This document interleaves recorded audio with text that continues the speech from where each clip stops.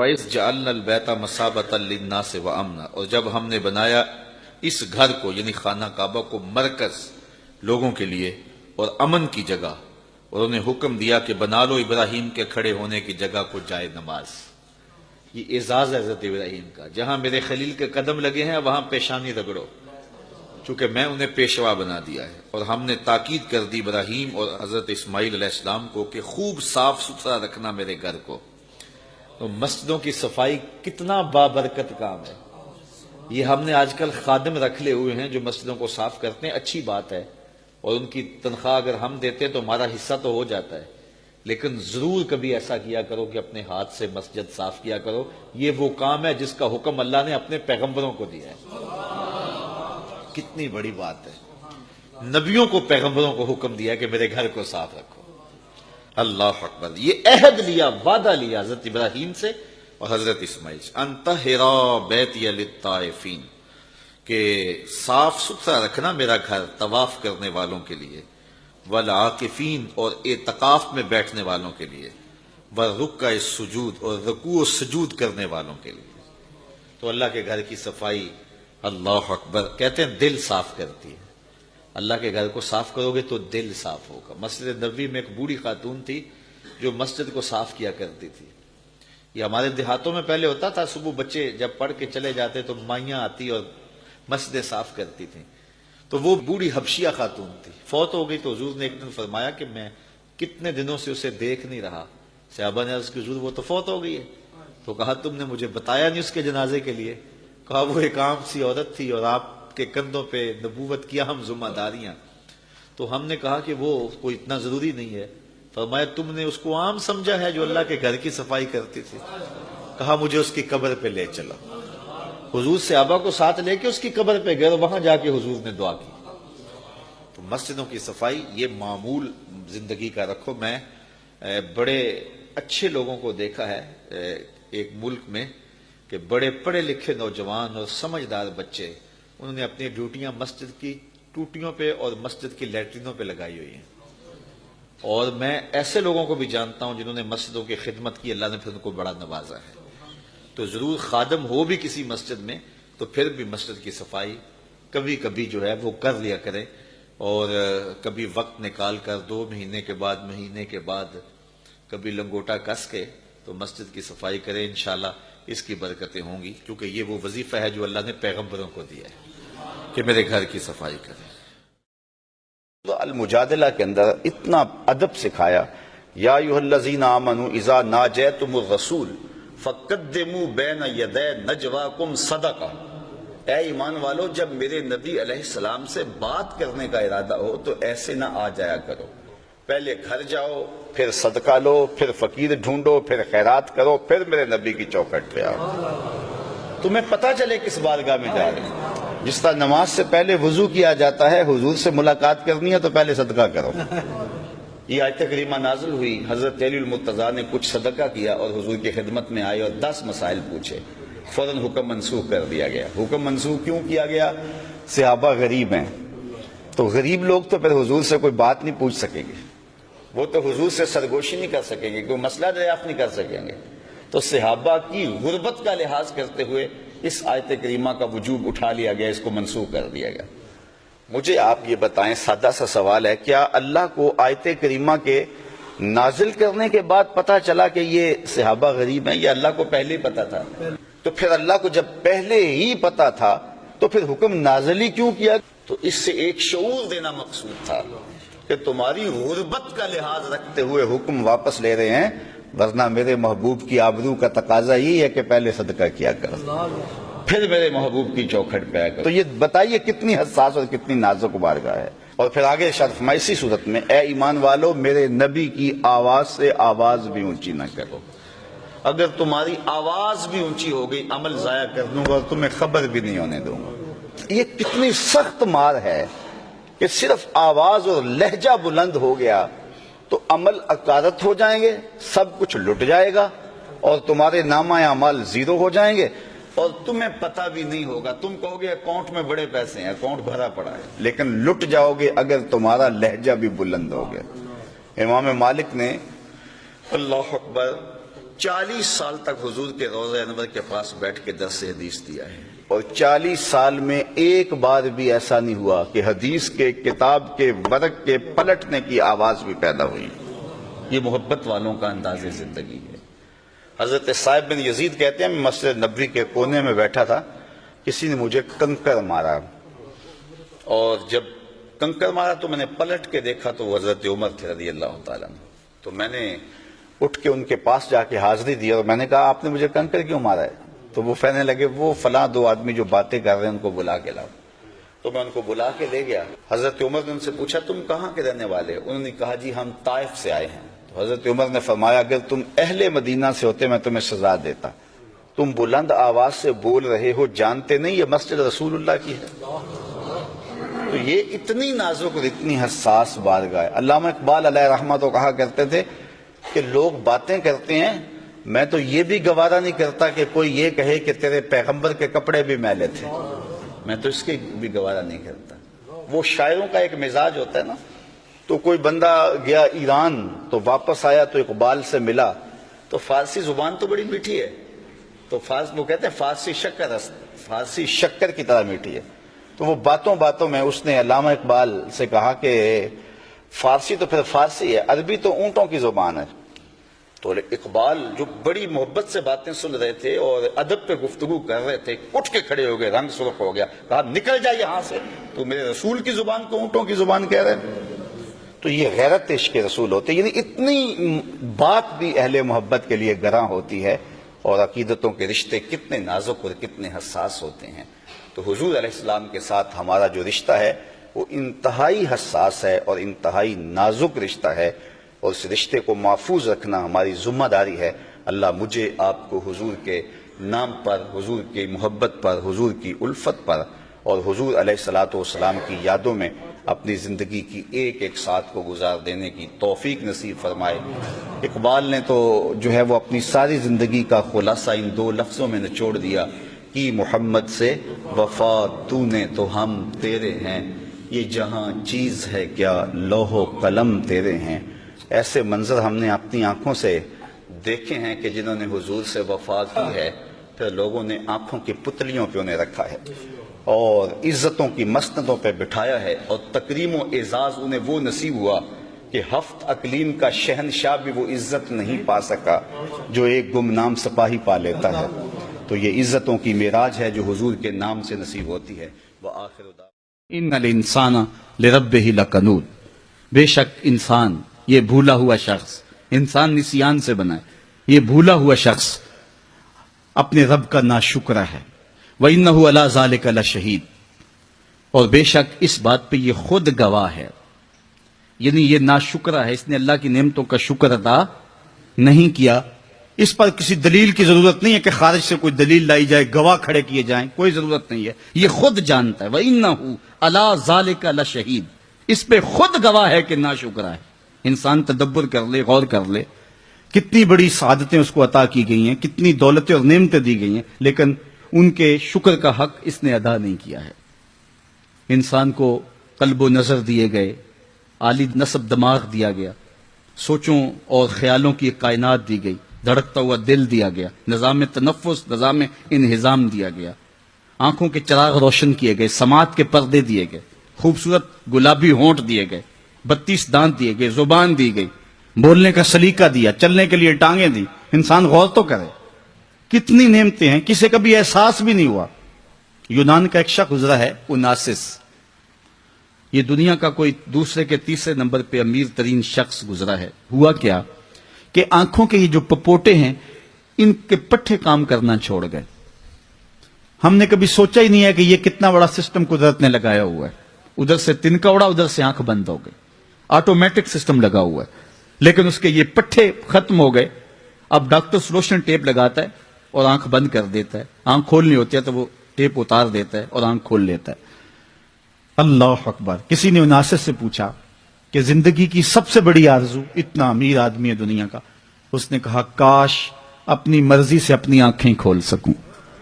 کہا اس کے لیے کوئی دولت لگانی پڑے، کہا ساری دولت جھونک دوں گا، کاش کہ اپنی مرضی سے اپنی آنکھیں کھول سکوں۔ ہمیں تو پتہ ہی نہیں ہے یہ دولت کتنی بڑی ہے۔ تو انسان اپنے رب کا ناشکر ہے. وَإِنَّهُ عَلَىٰ ذَلِكَ لَشَهِيدٌ. اگر وہ تھوڑا بھی تدبر کر لے خود گواہ اس پر. وَإِنَّهُ لِحُبِّ الْخَيْرِ لَشَدِيدٌ. بے شک وہ دنیا کی دولت کی محبت کے اندر بڑا سخت ہے، دولت کو مقصود سمجھتا ہے، یہی اس کا قبلہ جاں اور کعبہ دین ہے. افلا یعلم اذا بوسر ما فی القبور. غافل انسان، ناشکرہ انسان، کنود انسان، اللہ کی نعمتوں پر ناشکر کرنے والا انسان. فرمایا آج دنیا گزار لے جیسے گزار لے.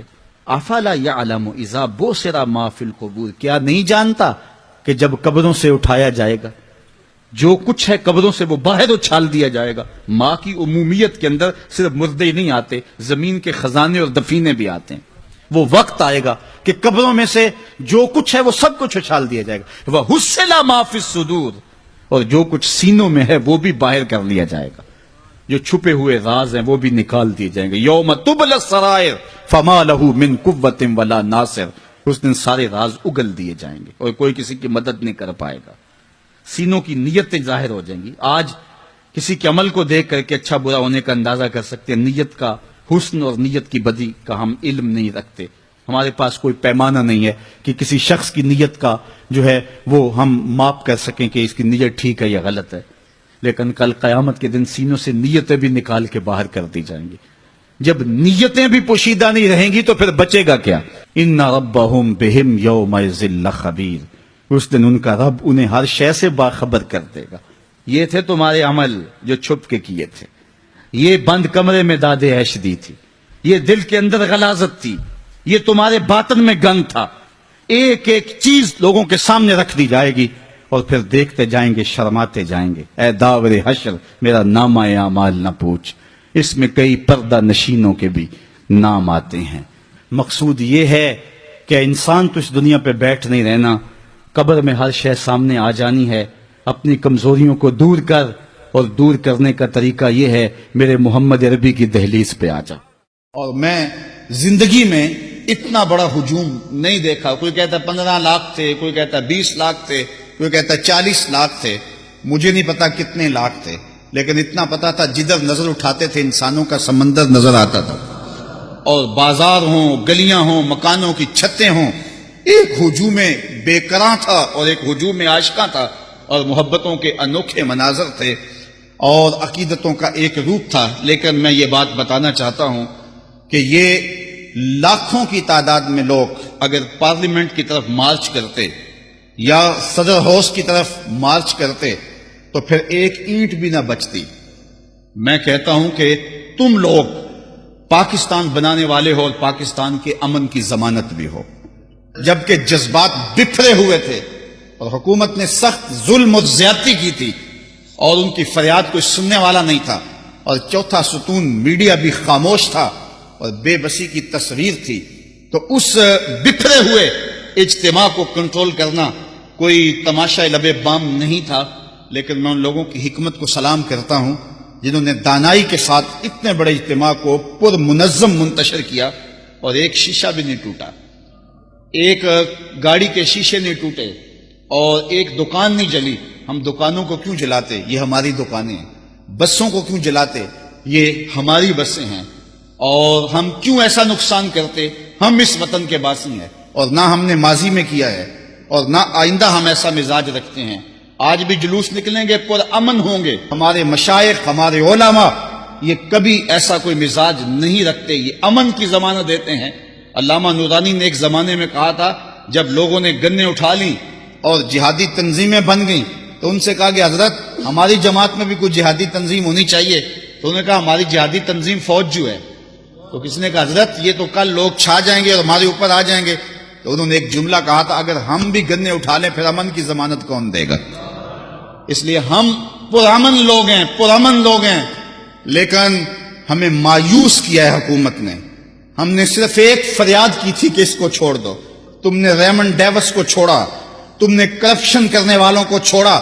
تمہاری جیلوں کے دروازے توڑ کر اور دیواریں توڑ کر بڑے بھیانک مجرم بھاگ گئے اور تم کچھ نہ کر سکے اور بے بسی کی تصویر بنے رہے. یہاں کتنے کتنے قاتل اسمبلیوں میں بیٹھے ہوئے ہیں جن کے دامن پہ قتل کے داغ ہیں. تم ابھی تک ان کو جیل کیا تھانے نہیں بلا سکے. تمہاری ہمت اتنی ہے کہ جو ہے وہ بڑے بڑے قاتل، 200 آدمیوں کا قاتل آج بھی میڈیا کے اوپر چیختا ہے اور تم بول نہیں سکتے ہو. ہم کہتے ہیں تم نے قاتلوں کو چھوڑا، قاتل تمہاری آنکھوں میں دھول جھونک کے چلے گئے، تمہاری جیلوں کی دیواریں توڑ کے چلے گئے اور تمہارے بچے قتل کر کے غیر ملکی قاتل چلے گئے. ہمارا ایک ہی غازی ہے، تم اس کی دیت لے لو، اسے چھوڑ دو. چونکہ اگر تم نے اس کو قتل کیا تو تم پاکستان کی تاریخ بدلو گے. پاکستان میں ایسا کبھی نہیں ہوا کہ عاشق رسول کو پھانسی دی جائے، اور پاکستان کی عظیمت کی تاریخ جو ہے سرخرو تاریخ ہے. پوری دنیا کے سامنے ہم سرخرو ہیں. میرے بہت سارے لوگ ملنے والے انڈیا میں ہیں اور پیر بھائی بھی ہیں، تو اس واقعے کے بعد ان کے میسج آنے مجھے شروع ہوئے اور کچھ لوگوں نے وہاں کے اخبارات کے تراشے بھی مجھے بھیجے. تو میں ان سے شرمندہ ہو رہا تھا کہ یہ وطن تو محبت رسول کا وطن ہے، یہ تو کریا عشق رسول ہے. تو کیا اس وطن کے اندر ایسا ہو گیا جس کا کم از کم ہم نے نہیں سوچا تھا؟ ہم یہ کہتے تھے کہ یہ کبھی ہوگا بھی نہیں، کہ یہ بے غیرت تو یہ ہیں، ہمیں اس بات کا یقین ہے، اس میں کوئی شک نہیں ہے، لیکن یہ کبھی ہوگا نہیں کہ غازی کو پھانسی لگائیں. اگرچہ یہ مغربی پریشر کی وجہ سے چھوڑیں گے بھی نہیں، لیکن پھانسی لگانے کی بھی جرأت اور حماقت نہیں کر سکتے. یہ ہمارے گمان میں بھی نہیں تھا، لیکن انہوں نے وہ کر دیا. اب پاکستان کو سیکولر بنانا چاہتے ہیں اور 295 کا قانون ختم کرنا چاہتے ہیں، تو اب یہ سب کچھ ان سے توقع کی جا سکتی ہے. لیکن یہ 295 کا قانون ختم تو تب کریں گے جب رہیں گے. میری بات لکھ لو، میری بات سن لو. یہ حکمران سمجھتے ہیں کہ ہم نے غازی کو پھانسی لگا لیا، تم انتظار کرو عرش کا رب تمہارے ساتھ کرنے والا کیا ہے، تمہارے ساتھ اب سلوک کیا ہوگا. ہم تو مجبور لوگ ہیں، ہم تو کچھ نہیں کر سکے. لیکن جس کے رسول کی توہین کرنے والے کو قتل کرنے کے جرم کے اندر غازی کو شہید کیا گیا ہے، وہ رب بڑا غیرت مند ہے. اور تم انتظار کرو عرش کا رحمان تمہارے ساتھ اب کرتا کیا ہے. تم کہتے ہو علماء کو جیلوں میں ڈال دو جیلوں میں، اب باقی بچا کیا ہے، اب باقی رہ کیا گیا ہے. اب تم انتظار کرو کہ تمہارے ساتھ رب کرتا کیا ہے اور تمہارے ساتھ حال کیا ہوتا ہے. تم رسوائی اور ذلت کے اس مقام پہ پہنچو گے اور عبرت کا نشان بنو گے کہ دنیا دیکھے گی اور تم رسوا ذلیل ہو جاؤ گے. اور غازی کل بھی زندہ تھا، غازی آج بھی زندہ ہے، اور اس کا نام بھی باقی ہے، اس کا پیغام بھی باقی ہے. اور یہ بھی سن لو کہ غازی اگر چلا گیا ہے، جب غازی علم الدین کو شہید کیا گیا نا، تو ایک ہندوؤں نے جلسہ کیا، کہا کہ ایک شخص اٹھا تھا، ہم نے اس کو مار دیا ہے، اب ہم جو چاہیں کریں. تو ایک مسلمان جلسے میں بیٹھا تھا، اٹھ کے کھڑا ہو گیا. اس نے کہا کرو جو کرنا ہے، غازی خود گیا ہے، چھرا چھوڑ کے گیا ہے، وہ ہم نے ساتھ دفن نہیں کیا، وہ چھوڑ کے گیا ہوا ہے. تو یہ مت سمجھو کہ ہماری غیرت مر گئی ہے. کتنے غازی پیدا ہو گئے ہیں، کتنے لوگ تیار کر گیا، اس کے جنازے میں کتنے لوگوں کو حرارت ایمان کی دی ہے. تم نے غازی کو مارا نہیں، غازی کو زندہ کیا ہے. اگر تم چھوڑ دیتے تو شاید تحریک کمزور ہو جاتی، لیکن تم نے قتل کر کے اس تحریک کو مضبوط کر دیا ہے. تم نے اس کو پانی دیا ہے، اب یہ تناور درخت بنے گا. تم اپنی خیر مناؤ، 295 کو تم ہاتھ بھی نہیں لگا سکتے اللہ کے فضل سے. دور کے اندر ایسے لوگ ہوئے ہیں جنہوں نے حضور کی ناموس پہ، حضور کے پیار پہ، حضور کی محبت پہ پہرا دیا. تو جب حضور علیہ السلام کی ناموس کے قانون کو کالا قانون کہا گیا اور ایک گستاخہ جس کی گستاخی ثابت ہو گئی اور وہ عدالت سے سزا پا چکی تھی، تو اس کے سر پہ جا کے شفقت کا ہاتھ رکھتے ہوئے کہا کہ ہم تیرے ساتھ ہیں اور تجھے کوئی فکر نہیں ہونا چاہیے، ہم تیرے ساتھی ہیں اور تجھے جیل کی سلاخوں سے باہر نکالیں گے. اور پھر مقدمہ درج کروانے کے لیے رجوع کیا گیا ایسے شخص کے خلاف جس نے مسلمانوں کی دل آزاری کی اور اہانت رسول کی حوصلہ افزائی کی. تو پھر چونکہ پاکستان کا قانون جو ہے وہ کمزوروں پہ اثر انداز ہوتا ہے، طاقتوروں پہ اثر انداز نہیں ہوتا. ریمنڈ ڈیوس جیسے لوگ 3 قتل کر کے ایسے نکل جاتے ہیں جیسے مکھن سے بال نکلتا ہے. یہاں کتنی کرپشن کرنے والے مگرمچھ جو ہیں وہ اس طرح بچ کے نکلتے ہیں کہ جس طرح کعبے سے غسل کر کے آئے ہوں، تو بالکل پاکیزہ ہو کے نکل جاتے ہیں. اور پھر استثناء حاصل ہے صدر کو بھی اور گورنر کو بھی. تو قانونی چارہ جوئی بے بسی کا اظہار کر رہی تھی. پھر اللہ نے ایک شخص کو طاقت دی، وہ ذات کا تو سپاہی تھا لیکن اس نے ایسا کام کیا کہ تاریخ میں ان مٹ نقوش چھوڑ گیا. غازی ممتاز حسین قادری کے جنازے میں میں خود شامل ہوا ہوں۔ میں نے حج بیت اللہ کیا ہے اور میں نے حج کے بعد اتنا بڑا اجتماع زندگی میں نہیں دیکھا ہے۔ تا حد نظر سروں کا سمندر تھا اور عقیدتوں کا ہجوم تھا، اور لوگ جنازے کی چارپائی کو جو ہے وہ بلکہ چارپائی نہیں ایمبولینس کو چھو لینا بھی اپنے لیے اعزاز سمجھ رہے تھے کہ اگر ہاتھ ہی مس ہو جائے تو یہ ہماری زندگی کی معراج ہے۔ یہ ہوتی ہے شان، یہ ہوتی ہے عظمت، یہ ہوتا ہے بانک پن۔ جب حضرت امام احمد بن حنبل رضی اللہ تعالی عنہ آپ پر معتزلہ نے ظلم کیے اور حاکم وقت بھی ان کے زیر اثر آ گیا اور امام کو جیل میں لے جایا گیا، تو حضرت امام احمد بن حنبل پر جب کوڑے برسائے جا رہے تھے تو آپ نے کہا جو ظلم کرنے ہیں کر لو، آج ہم لاچار ہیں، آج ہم مجبور ہیں، اور سیاسی قوت، شوکت و حشمت، طاقت، فوجیں، جج سب کچھ تمہارے پاس ہیں، آج یہاں ہماری کوئی نہیں سن رہا، ہم لاچار ہیں، لیکن وَبَيْنَنَا وَبَيْنَكُمْ شُهُودُ الْجَنَائِزِ، لیکن تمہارے اور ہمارے درمیان فیصلے جنازے ہی کریں گے۔ لوگوں کو پتہ چل جائے گا کون حق پر ہے اور کون باطل پر ہے۔ جب گورنر کا جنازہ پڑھا جانے لگا تو اس وقت ان کو جنازہ پڑھانے والا امام نہیں مل رہا تھا۔ شاہی مسجد کے امام سے کہا، اس نے کہا جناب میں نہیں آ سکتا۔ گورنر ہاؤس کے امام نے کہا نوکری چھوڑ سکتا ہوں، یہ کام نہیں کر سکتا۔ داتا صاحب مسجد کے امام کو کہا گیا، اس نے کہا یہ تعلق میں اپنے منہ پہ کیوں ملوں؟ تو 100 لوگوں کے ساتھ رابطہ کیا گیا، انہوں نے کہا جی ہم جنازہ پڑھانے کے لیے تیار نہیں، آمادہ نہیں ہیں۔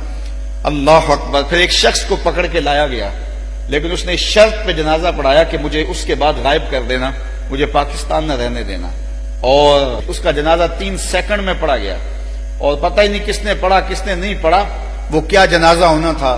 اور غازی ممتاز قادری کا جنازہ ابھی گھر پہ تھا تو گراؤنڈ کھچا کھچ بھرا ہوا تھا۔ کہاں کہاں تک لوگ تھے، اور آج وہ تصویریں بولتی ہیں، میڈیا نے تو نہیں دکھایا چونکہ میڈیا کہتے ہیں چوتھا ستون ہے، لیکن اس چوتھے ستون کے اندر سریہ اتفاق فاؤنڈری کا لگا ہوا ہے، تو اس نے نہیں دکھایا اور نہیں دکھانا تھا، لیکن سوشل میڈیا کے اوپر دیکھا جا سکتا ہے کہ کس طرح اس فقیر کا جنازہ ہوا۔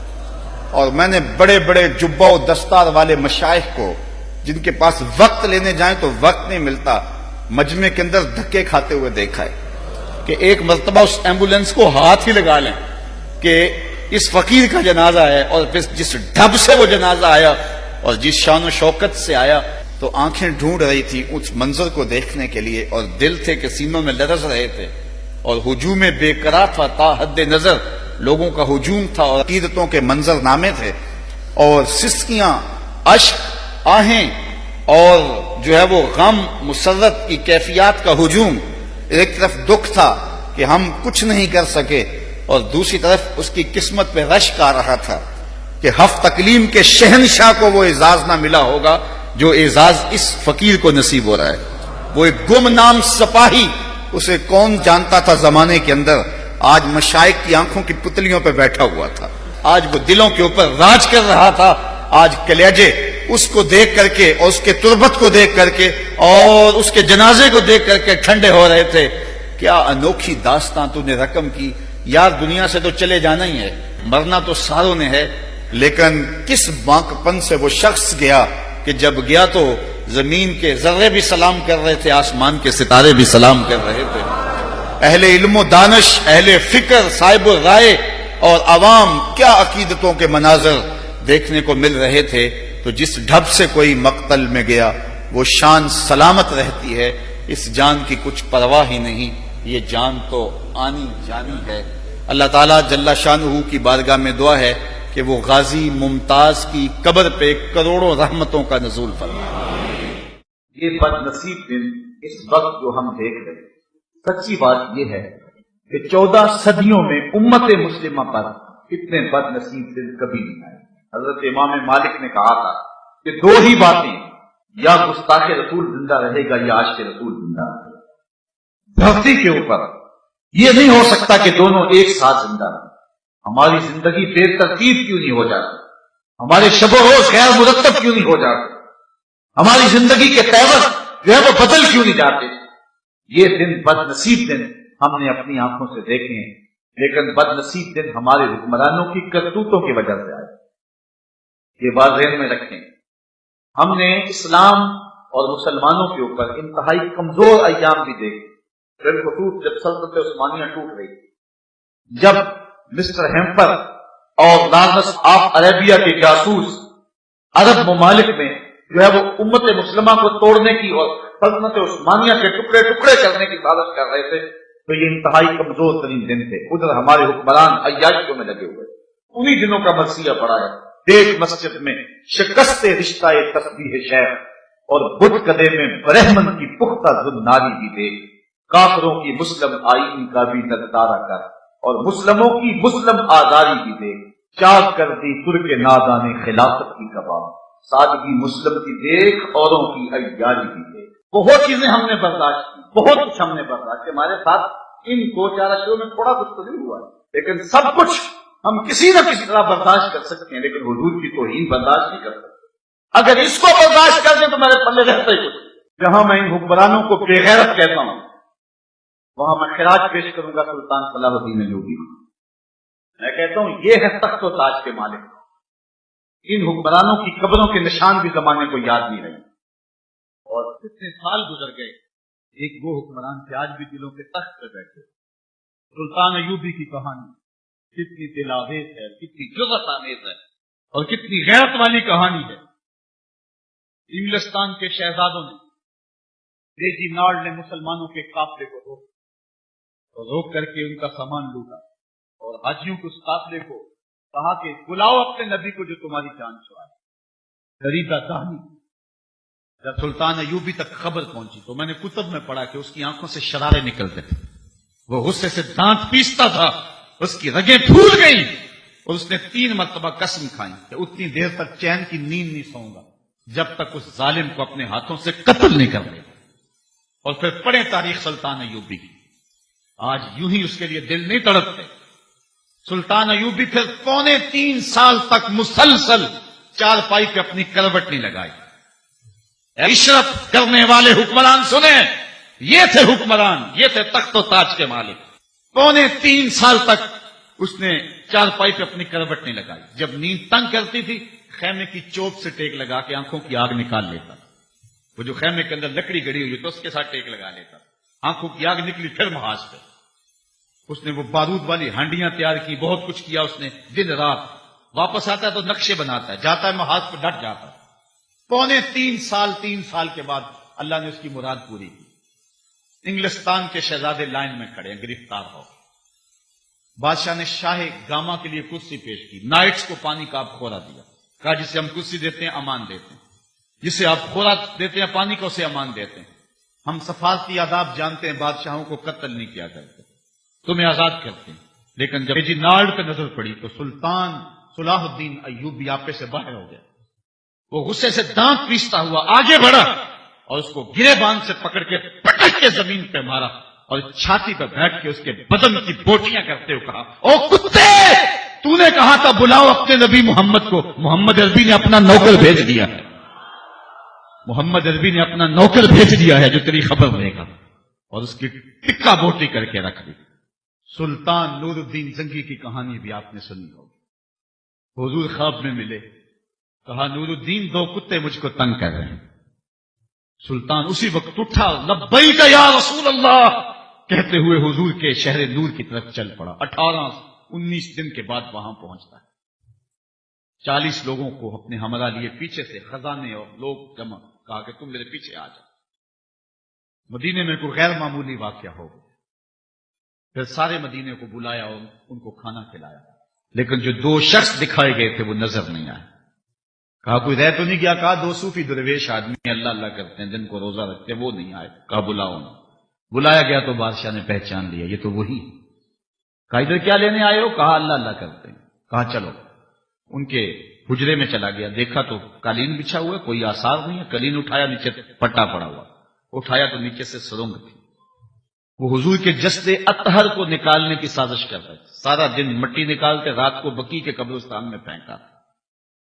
اور روایات میں آتا ہے حضرت عمر رضی اللہ تعالیٰ عنہ کے پاؤں کا انگوٹھا باہر آ گیا، کہ حضور نور الدین کو ملے، اور انہیں ایک جھٹکا لگا اور یہ ڈر کے بھاگ آئے۔ تو سلطان نور الدین زنگی نے حضور کے روضہ کے چاروں طرف سیسا پگھلا کے جہاں تک پانی ہے وہاں تک ڈلوا دیا، اور پھر ان کو قتل کروایا اور ان کے ٹکڑے کروائے۔ اور پھر اس کے بعد جو آگے لفظ ہے وہ جذباتی کر دینے والے ہیں۔